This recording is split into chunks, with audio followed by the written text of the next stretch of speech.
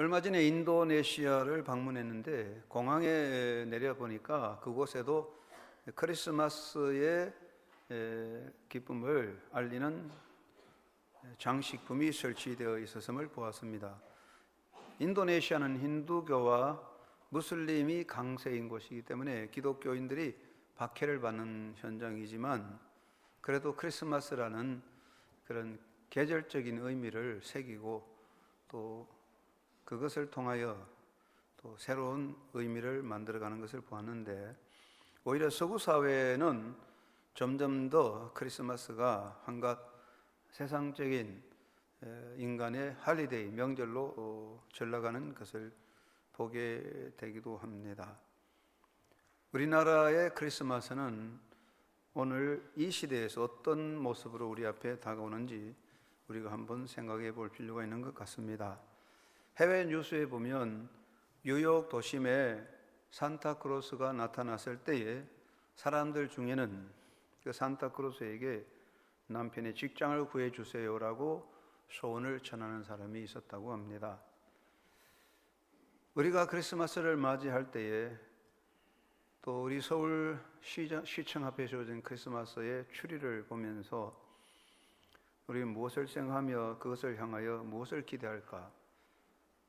예수 그리스도를 믿는 사람들은 크리스마스를 맞이할 때 우리 마음속에 무엇을 생각하며 무엇을 기대할까 생각을 해봅니다.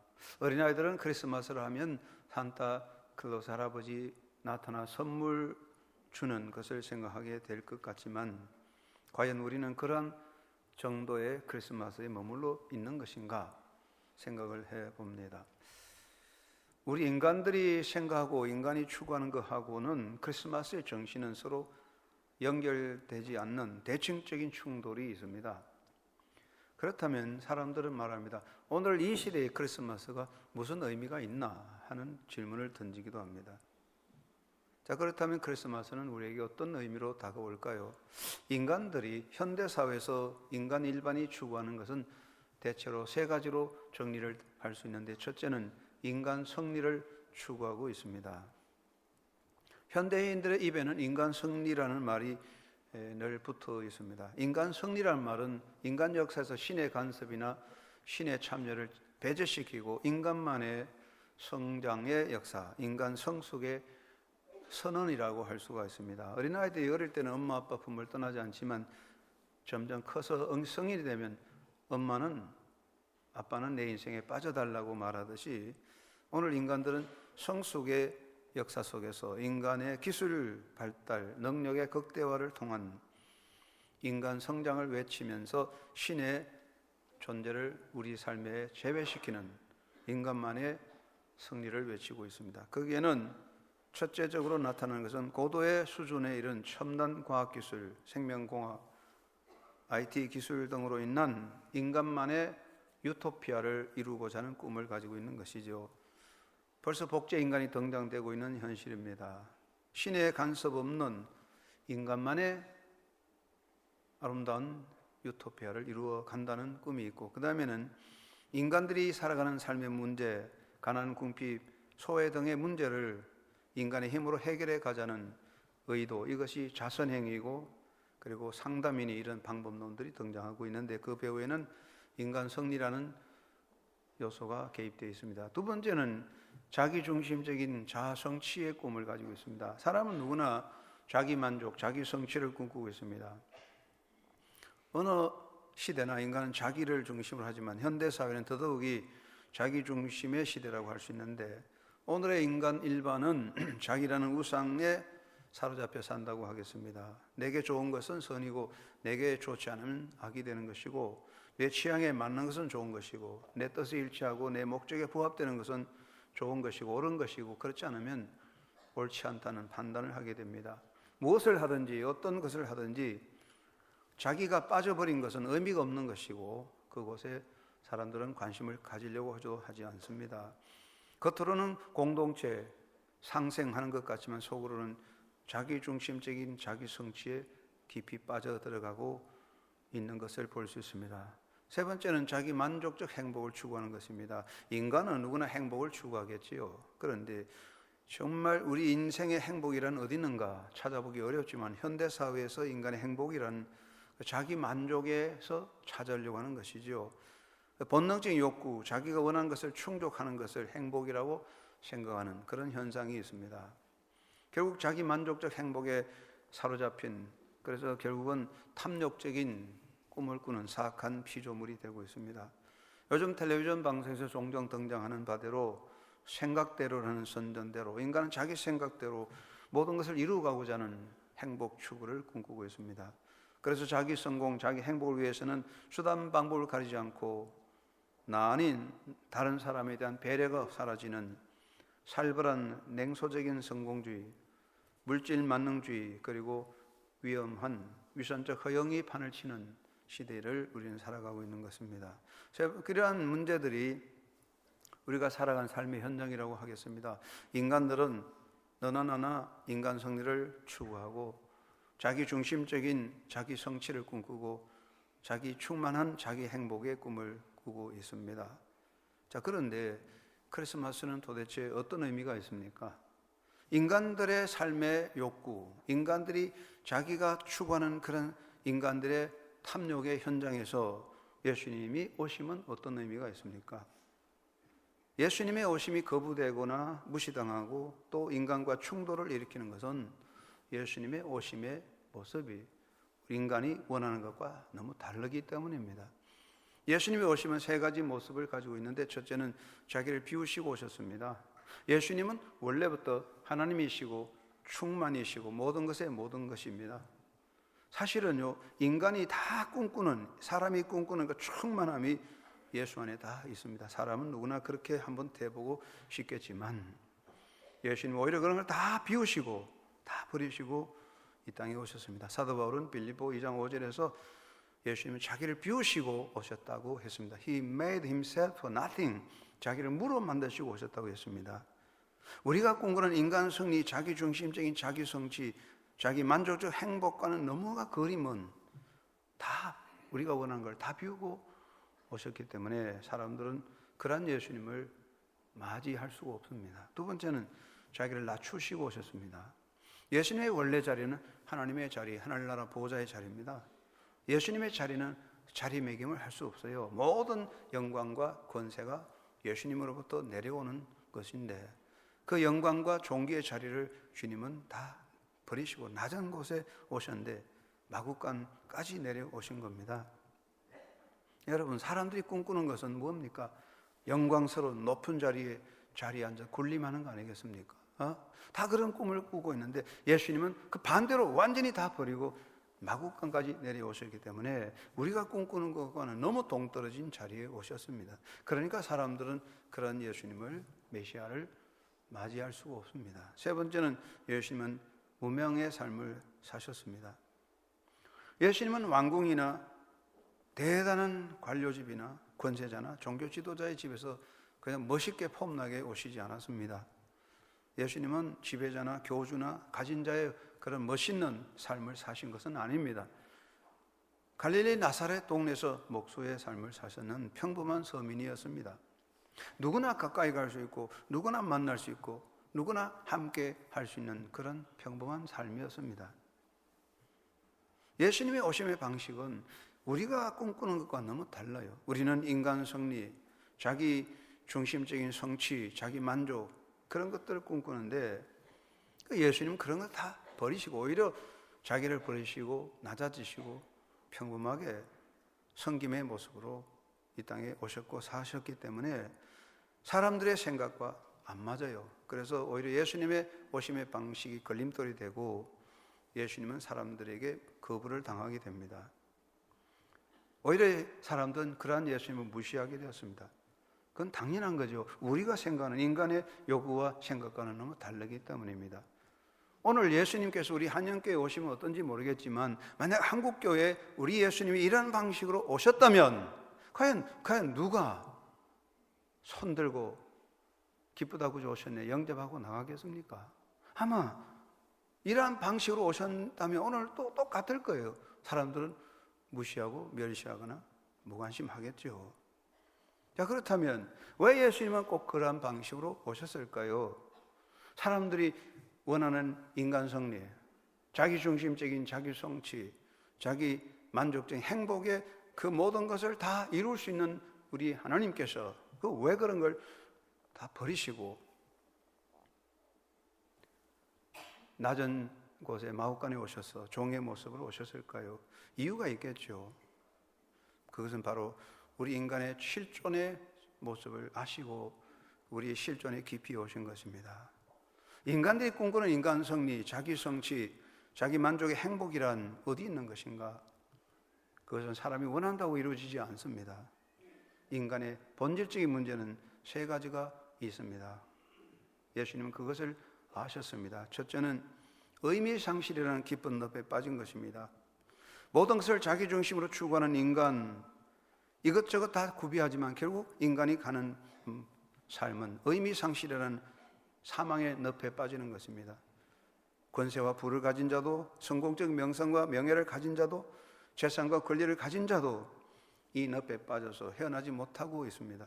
물질 만능과 인간 욕망 충족의 오늘의 인간 사회에서 가장 심각하게 퍼져나가는 인간의 병은 우울증, 그리고 자살이라는 병입니다. 요즘은 자살 동호회까지 생겨났습니다.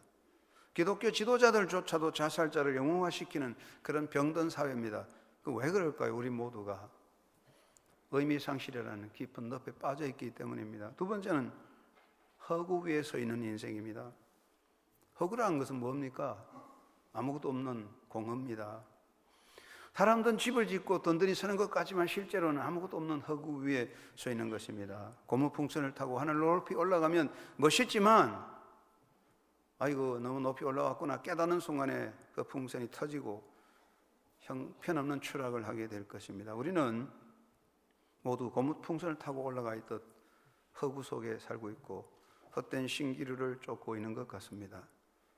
이것이 우리 현실의 모습이 아니겠습니까? 한때 이런 이야기가 많이 있었잖아요. 붕어빵집에 붕어가 없고 참기름집에 참기름이 없고 국민의 정부에 국민이 없고 소망교회 소망이 없고 사랑교회 사랑이 없고 뭐 그런 이야기 많이 들렸잖아요. 그런데 우리는 성공 없는 성공을 추구하고 행복 없는 행복을 추구하고 있습니다. 그러니 허구 아니겠습니까? 남는 게 없어요.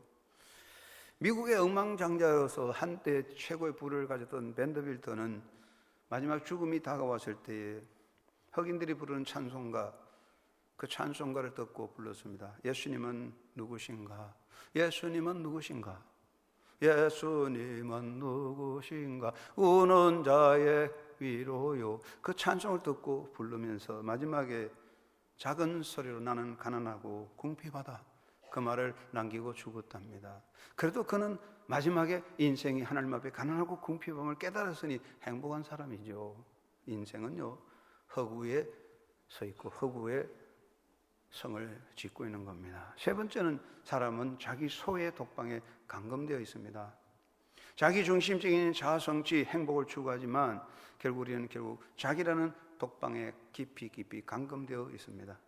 겉으로는 화롭고 내부로는 인간의 욕망이 다 구비된 것 같은 그런 멋있는 것 같지만 그 속에 자기만이 갇힌 처절한 소외의 현장입니다. 꿀을 좋아서 꿀병에 들어간 파리가 꿀병에 갇혀 나오지 못하듯 우리는 자기 속에 갇혀버렸습니다. 이런 이야기가 있죠. 어떤 왕이 금을 너무 좋아했습니다. 금 하면 졸던 사람도 눈이 번쩍 뜨잖아요. 금 좋죠.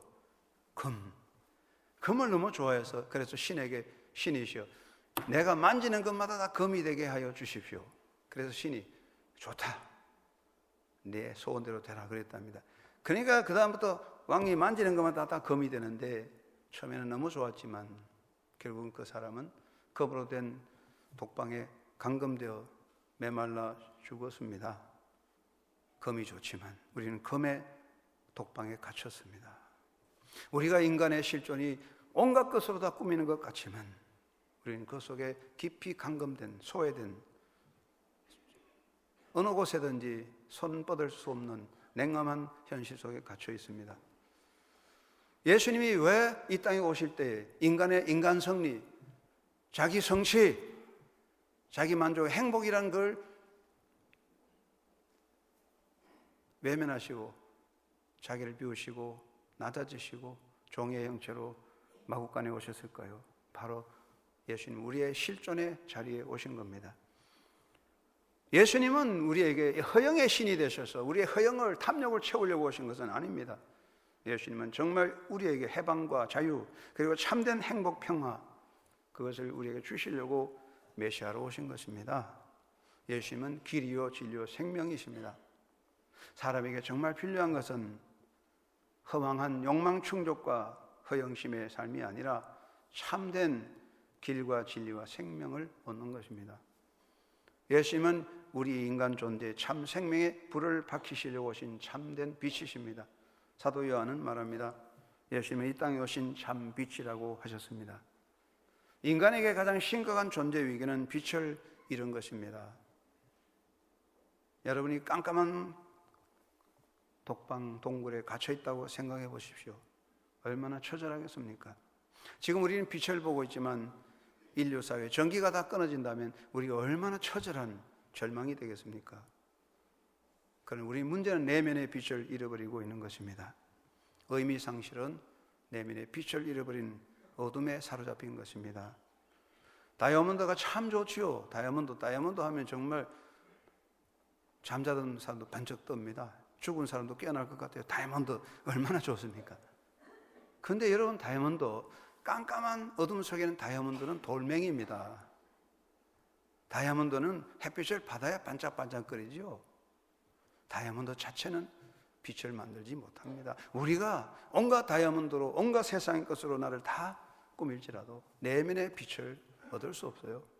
점점 깜깜한 자기 흑암 속에 갇혀 삽니다.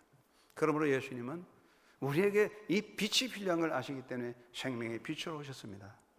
예수님은 우리의 심령에 빛을 밝히러 오셨습니다. 촛불이 자기를 태움으로 불을 밝히듯이 예수님은 자기를 비우시고 자기를 희생하심으로 참 빛이 되셔서 이 땅에 오셨습니다. 그러므로 예수님을 마음에 영접하는 사람에게는 그 생명의 빛이 우리 마음에 환하게 빛나는 것입니다. 또 예수님은 참 길로서 이 땅에 오신 것입니다. 의미상실과 허구 위에 서 있는 사람들은 길을 잃은 사람들입니다. 제가 늘 말씀드리지만 인간의 삶에는 수많은 낭비가 있습니다. 시간 낭비, 노력 낭비, 돈 낭비, 그 낭비가 많은데, 근데 인간에게 가장 심각한 낭비는 길을 잃어버린 것입니다. 길을 잃고 헤매면 모든 것은 낭비입니다. 어떤 의미에서 오늘 인간은 길을 잃고 있는 것 같아요. 우리 한국교회도 길을 잃어버리고 방황하는 것 같습니다. 길을 찾지 못하는 것 같아요. 그 길이 어디 있습니까? 빨리 간다고 앞서간다고 자랑할 거 없습니다. 길을 잃어버리면 빨리 가는 것만큼, 앞서가는 것만큼 먼저 망하게 될 것이지요. 인간 승리를 외치고 자기 성공을 외치는 오늘 인간들 길을 잃어버리고 우왕좌왕하는 이곳에 예수님은 길이 되어 오셨습니다. 내가 길이다. 참 길입니다. 여러분, 길은 어떻습니까? 가난한 사람도 병든 사람도 약한 사람도 누구나 다 밟고 다니는 것이 길입니다. 한강다리는 누구나 건너갑니다. 만약 길이 황금길이 저 높은 곳에 있다면 누가 그 길로 가겠습니까? 예수님은 길이십니다. 그래서 가난한 사람도 비천한 사람도 낮은 사람도 무식한 사람 누구든지 갈 수 있는 길, 그 길이 되셔서 예수님은 가장 낮은 자리 마국간까지 내려오셔서 우리의 생명이 길이 되신 겁니다. 예수님은 평화의 왕으로 오셨습니다. 평화의 왕입니다. 우리에게 정말 필요한 것은 평화입니다. 마음의 평화입니다. 삶의 평화입니다. 여러분, 인간의 마음속에는요, 뽑을 수 없는 가시가 하나씩 박혀 있어요. 사도 바울은 육체의 가시가 나를 괴롭힌다고 했는데 그 육체의 가시는 뽑을 수 있지만 마음의 가시는 뽑아낼 수 없어요. 약도 없습니다. 아무리 좋은 곳에 가도 심장의 가시는 뽑혀나지 않습니다. 그래서 먹어도 입어도 쾌락을 누려도 마음의 평화를 누리지 못합니다. 인간 승리를 외치고 자기 풍요를 외칠수록 더 심각한 고통 속에 죽어도 죽지 못하고 죽고 싶어도 죽지 못하는 고통, 죽음으로써 찾아온 더 심각한 고통, 우리 마음에 심각한 가시가 박혔습니다. 그것이 두려움과 공포와 절망입니다. 그건 어떻게 해결합니까? 예수님이 평화의 왕으로 오셨습니다. 예수님이 우리 마음에 오실 때에 우리 심령에 진짜 평화가 있습니다. 예수님 말씀하셨습니다. 요한복음 14장 27절 말씀에 평안을 너희에게 끼치노니 곧 나의 평안을 너희에게 주노라. 참 아름다운 말씀이죠. 나의 평안을 너희에게 주노라. 내 마음에 평안이 없기 때문에 예수님 평화의 주님으로 오셨습니다. 평안을 너희에게 끼치노니, 영어 성경에 보면 이렇게 되어 있습니다. Peace I live with you. 평안을 나는 너와 함께 남겨놓았다. 평안이 나와의 삶 속에 함께 있습니다. 예수님을 모신 자에게 그런 참된 평안이 있습니다. 하나님과의 평화가 있고 내 마음에 아름다운 평화가 있습니다. 야생마도 잘 훈련하면 좋은 말이 되는 것이고, 박토도 잘 가꾸면 옥토가 되듯이 야생마 같고 탐욕에 빠진 돌짝박 같은 내 마음 속에 예수님이 오시니 내 마음이 옥토가 되고 평화의 사람이 되고 기쁨의 사람이 되고 순종의 사람이 되어지는 겁니다. 예수님은 평화의 왕으로 오셨습니다. 여러분, 크리스마스는 그렇기 때문에 현대 사람에게 더욱이 필요한 것입니다. 2000년 전의 크리스마스가 아니라 지금 인류에게는 정말 크리스마스가 필요합니다. 오늘 이 아침에 이 예수 그리스도의 오심이 여러분에게 새롭게 다가와서 새롭게 여러분의 삶에 예수님이 오심으로 인한 행복과 평화가 새로워지는 복된 아침이 되기를 주의 이름으로 축원합니다. 정말로 우리가 그리스도를 통한 은총을 누리려면 먼저 우리는 마음을 열고 우리의 중심에 예수님을 모셔야 되겠습니다.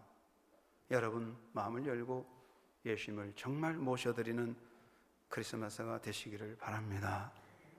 겨울철이라고 춥다고 해서 문을 꼭꼭 끌어당고 있으면 발냄새에다가 신발 냄새에다가 된장찌개 냄새에다가 소고기 볶는 냄새에다가 향수 냄새에다가 막 그냥 집안이 그냥 독개수로 가득합니다. 춥더라도 문을 좀 열어놔야 독개수가 빠지고 맑은 공기가 들어와서 시원해지지 않습니까?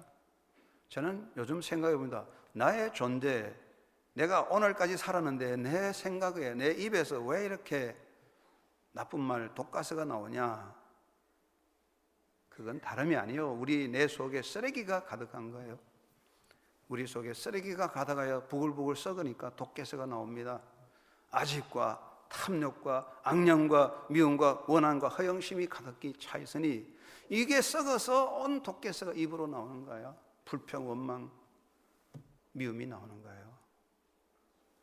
여러분, 예수님은요 다 비우고 오셨어요.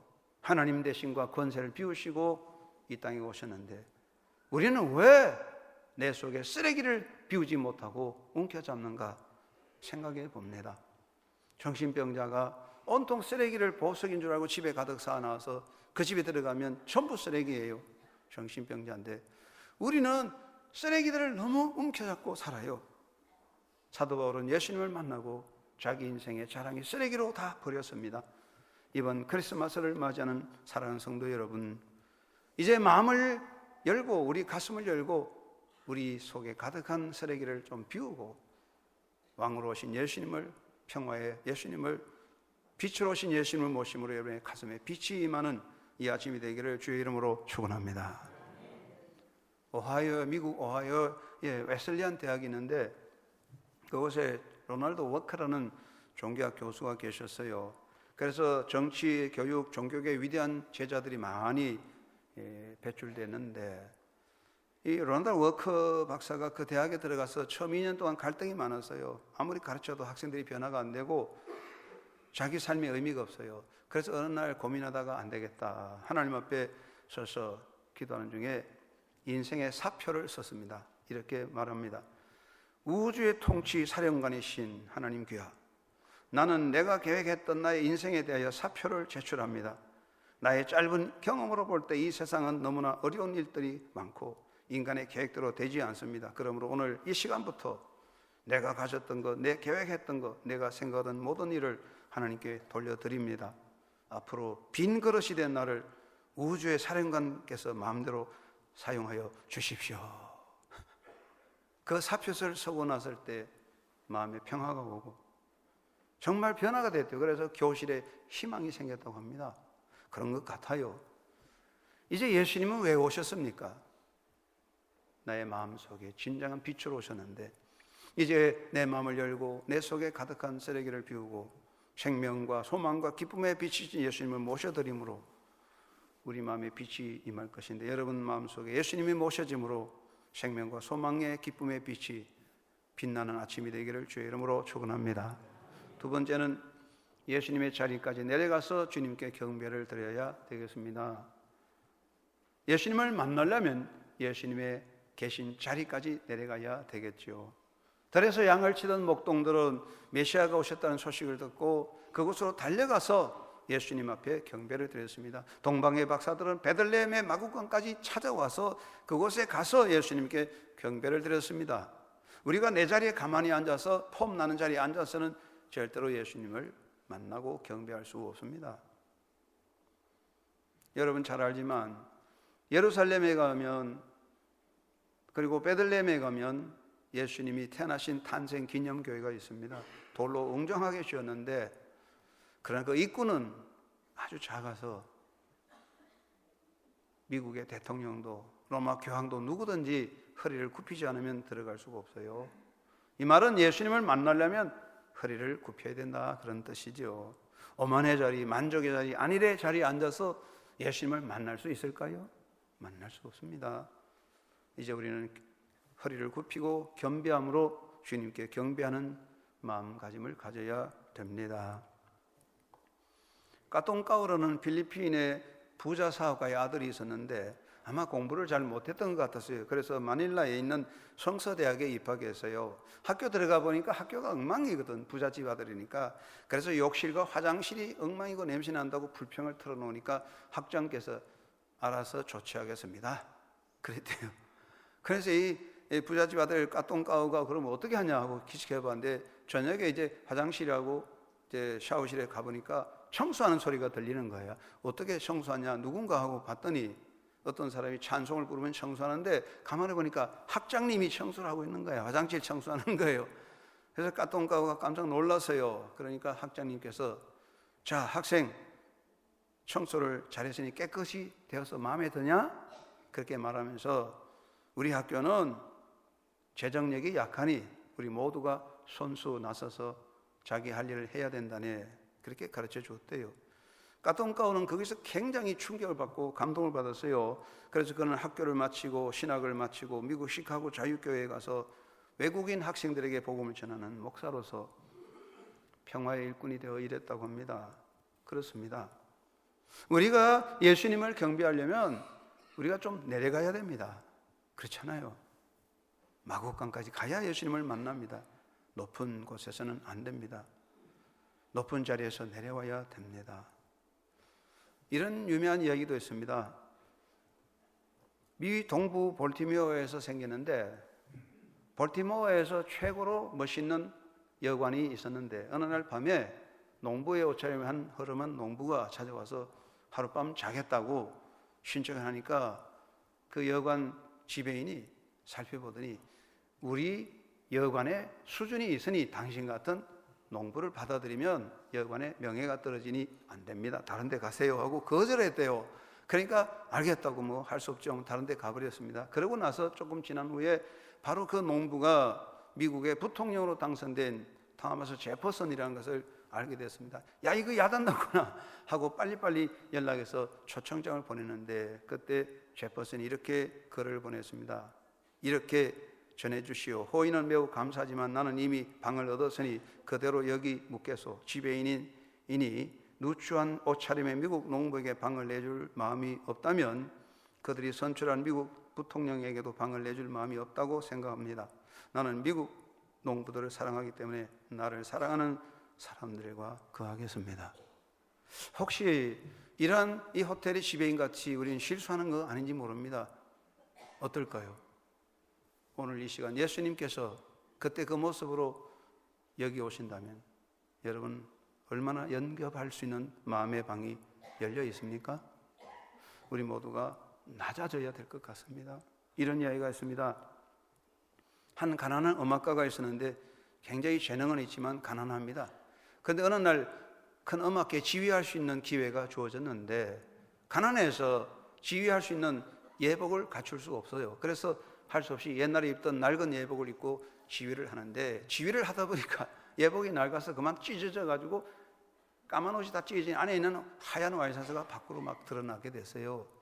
그러니까 1부 끝나고 2부 시간에는 이 지휘자가 우통을 벗어버리고 와이셔츠 이름으로 지휘를 하니까 거기 모인 그 동네 귀족들과 유명인사들이 예의에 어긋난다고 킥킥 웃으며 조롱을 했습니다. 근데 제일 앞자리에 앉은 그 동네에서 가장 유지요 존경받는 한 지도자가 음악회 중에 자기 우통을 벗어버렸습니다. 그러니까 그 안에 있는 모든 사람들이 다 우통을 벗고 음악회가 가장 아름다운 연주회로 바꾸어졌다는 이야기가 있습니다. 우리가 예수님 앞에 옷을 좀 벗어야 되지 않겠습니까? 언제나 우리가 폼나는 영광스러운 관을 쓰고 예수님을 만날 수 없을 것 같습니다.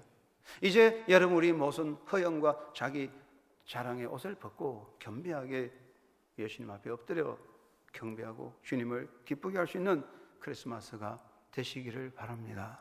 세 번째는 왕으로 오신 예수님을 모시고 주님의 지배를 따라가는 자가 되어야 되겠습니다. 오늘 찬양대 찬양을 잘 하셨는데 예수님은 왕으로 오셨습니다. 영원히 우리를 다스리시는 주님이십니다. 왕은 누굽니까? 다스리는 분입니다. 종이 아닙니다. 예수님은 왕으로 오셨습니다. 그렇다면 내가 예수님을 왕으로 모신다면 그 왕 앞에 복종해야 되겠죠. 그렇지 않습니까? 인간의 문제는 대부분 경영과 관리 문제입니다. 건강도 그래요. 하나님이 우리에게 주신 이 몸을 어떻게 경영 관리하느냐에 따라서 건강이 따라오는 거지, 마음껏 내버려 놓으면 이 몸이 건강하지 못해요. 기업도 경영 관리를 잘해야 돼요. 그리고 기계도 관리를 잘해야 건강하고 오래 갈 수 있죠. 결국은요, 누가 경영하느냐, 누가 관리하느냐, 누가 다스리냐에 따라 매우 달라집니다. 제가 1986년에 미국에 처음 갔었는데요, 미국 교회들을 방문해 보면 깜짝 놀랍니다. 50년 된 교회, 60년 된 교회도 얼마나 깨끗한지 구석구석에 먼지 하나 없어요. 감동받았어요. 아, 이렇게 관리하고 아끼는구나. 그렇습니다. 그런데 누가 다스리냐, 이게 문제입니다. 여러분 인생에서 최악의 경영 관리자 누군지 아십니까? 여러분 인생의 최악의 경영 관리자는 여러분 자신입니다. 내가 나를 관리하면요, 폭군 통치가 돼서 분쟁, 다툼, 갈등이 생기고, 우매자의 통치가 돼서 실수와 실패가 생기고, 탐욕의 통치가 돼서 욕구 불만, 헛된 낭비밖에 안 생겨요. 내가 나를 관리하면 나는 망하는 것입니다. 그렇기 때문에 우리는 예수님 앞에 복종해야 됩니다. 히랍 전제주의 국가 시대에 아주 악한 왕이 있었대요. 그는 24시간 여색과 주지육림에 빠져서 쾌락을 추구하는데 신하들에게 어떻게 하면 쾌락을 누릴까 방법을 하나씩 연구해라. 마음에 안 들면 매로 때리고 벌 주고 그랬답니다. 고약한 왕이죠. 그런데 어느 날 아름다운 소녀가 나타나서 왕에게 말합니다. 왕은 절대로 행복할 수 없습니다. 기쁨을 단념하십시오. 남을 행복하거나 남에게 기쁨을 줄 수 없는 사람은 행복할 수 없습니다. 만일 기쁨과 행복을 원하신다면 남을 기쁘게 하고 행복하게 하십시오. 그 말을 듣고 아무도 그런 말을 하지 않았는데 이 소녀의 말을 듣고 왕은 깨달았답니다. 딸아, 그대의 말이 맞다. 그렇습니다. 이제 우리가 정말 크리스마스에 행복을 누리려면 왕으로 오신 예수님을 우리 마음에 모셔서 왕으로 모시고 그 앞에 복종해야 됩니다. 그의 다스림을 받아야 됩니다. 언제까지 내가 나를 다스리려고 하겠습니까? 우리가 주님의 지배를 받을 때 주님이 주신 참된 행복과 평화가 있습니다. 예수님의 말씀을 기억해야 됩니다. 평생 서랍 속에 처박아 놓던 옛날 수첩을 꺼내서 한 번씩 기억하듯이, 퇴색된 옛날 전화번호를 꺼내보듯이 한 번씩 예수님 말씀을 꺼내보는 것이 아니라 크리스마스가 됐다면 예수님이 내게 하신 말씀이 무엇일까 생각하고 예수님의 말씀에 따라서 나도 무언가 사랑으로 살아야 되겠다, 사랑의 실천자가 되어야 되겠노라 다짐하고 따라가고 행하는 그런 크리스마스가 되어야 되겠습니다. 제가 몇 번 이야기했지만 이런 이야기가 있습니다. 어느 대도시 우범지대에 어린 소년이 살고 있었습니다. 가난한 환경이고 고아로서 참 어렵게 삽니다. 교회를 잘 다니고자 하지만 환경이 맞지 않아서 갈등이 많습니다. 그런데 어느 날 어떤 직구전 사람이 그 소년에게 질문을 던졌습니다. 얘야, 만약 하나님께서 너를 사랑하신다면 왜 그분은 너를 잘 돌봐주지 않은 걸까? 그리고 왜 누군가를 시켜서 너에게 신발과 따뜻한 옷과 좋은 음식을 주라고 말씀하지 않으신 걸까? 하고 물었대요. 그 참 난해한 질문입니다.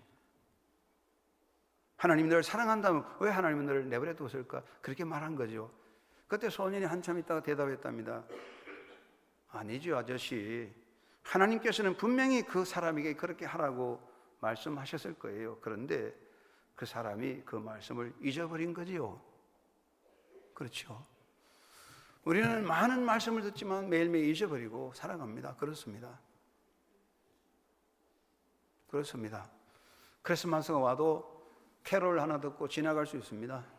옆에 사람이 어떤 일이 있든지 눈을 감고 있으면 지나갑니다. 눈 감고 있으면 1시간 지나갑니다. 모른 채 하면 사건은 해결될 수 있습니다. 때때로는 피곤하지만 아내가 설거지할 동안 눈 감고 있으면 아내가 설거지 다 해줍니다. 그렇지만 언제까지 그렇게 살 수는 없을 거예요. 언제까지나 눈 감고 있을 수는 없을 겁니다. 왜냐하면 언젠가는 우리가 예수님을 만나야 되지 않습니까?